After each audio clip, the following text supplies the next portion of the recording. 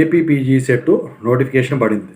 So ఇప్పటివరకు సిఎస్సిలో competition ఎలా ఉంటుందో పెట్టాను, మెకానికల్లో కాంపిటీషన్ ఎలా ఉంటుందో పెట్టాను, ఈసీలో కాంపిటీషన్ ఎలా ఉంటుందో పెట్టాను. నెక్స్ట్ చాలామంది అడిగేది ట్రిపుల్ కాంపిటీషన్ ఎలా ఉంటుంది, ఇక ర్యాంకు ఎలా వస్తే యూనివర్సిటీలో వాటిలో మంచి కాలేజీలో సీట్ వస్తాయని చెప్పేసి అడుగుతున్నారు.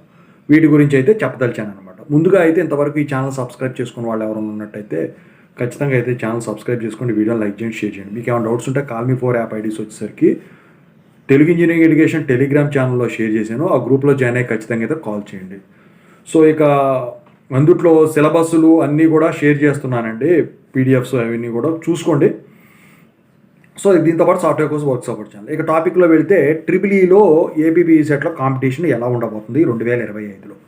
సో ఇక తెలంగాణ నుంచి ఏపీలోకి వచ్చి పీఈ సెట్ రాసేవాళ్ళు ఉండరు, ఎందుకంటే రూల్స్ మారిపోయినాయి. ఇప్పుడు 10 years టెన్యూర్ అయిపోయింది కాబట్టి. అయితే ట్రిపుల్ వచ్చేసరికి ఏంటంటే అండి, కాలేజీలో ఇప్పుడు ఫర్ ఎగ్జాంపుల్ ఒక 60 సీట్లు ఉన్నాయనుకోండి, కొన్ని కాలేజీలు శ్రద్ధ పెట్టి క్యాంపైనింగ్ చేయించుకునే వాళ్ళకేమో 60 సీట్ల వరకు బీటెక్, 60 సీట్లలో 30 సీట్ల వరకు చేసుకోగలుగుతున్నారు. కొన్ని కాలేజీలో 3, 5, 6 అట్లా చేసుకుంటున్నారు.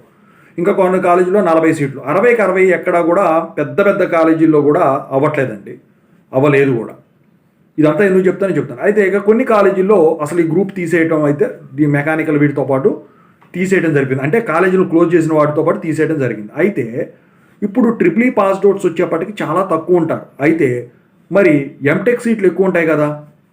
సో ఆ బయటకు వచ్చిన పాస్డ్ అవుట్ వాళ్ళలో కూడా చాలామంది వచ్చేసరికి ఖచ్చితంగా అయితే హయ్యర్ ఎడ్యుకేషన్కి ఇంకా ప్రిఫర్ చేయరు, ఎందుకంటే చదువుకోవడం దండగాని ఇవాళ రోజున భావించే వాళ్ళు ఉన్నారు. ఎందుకంటే బయట జాబులు ఏం లేవు అని చెప్పేసి. కానీ బీటెక్ మీద చాలా జాబులు బయట ఎలక్ట్రికల్కి సంబంధించినవి ఉన్నాయి కాబట్టి వాటి సైడ్ వెళ్ళిపోతున్నారు. ఎంటెక్ చేయడానికి అంత పెద్దగా ప్రిఫర్ చేయట్లేదు. అయితే ఇంకా మిగిలిన అందులో అవి కూడా ఫిల్టర్ చేస్తే మిగిలిపోయిన వాళ్ళు, పాస్డ్ అవుట్ అయిన వాళ్ళు మాత్రం ఇక ఫ్యాకల్టీ జాబ్ చేసుకోవాలన్నా లేకపోతే క్వాలిఫికేషన్ పెంచుకోవాలనుకునే వాళ్ళ తప్ప ఇక అవుట్ ఆఫ్ వెళ్దాం అనుకునే వాళ్ళు ఎవరో కూడా జాయిన్ అవ్వరు. సో ఇదంతా ఎందుకు చెప్తున్నానంటే, మీకు కాంపిటీషన్ బాగా తగ్గిపోయింది. ఎంటెక్లో మీరు అనుకున్న చోట సీట్ వస్తుంది. యూనివర్సిటీలో సీట్ రావాలన్నా కూడా చాలా తక్కువ ర్యాంక్ వచ్చినా కూడా మీకు కొంచెం ఎక్కువ ర్యాంక్ వచ్చినా కూడా ప్రాబ్లం ఉండదు, ఎందుకంటే అంత కాంపిటీషన్ తగ్గిపోయిందండి. ఓకేనా. సో సిఎస్సితో ఈసీతో పోలిస్తే బాగా తగ్గింది. సో మెకానికల్తో పోలిస్తే ఎక్కువ ఉంది.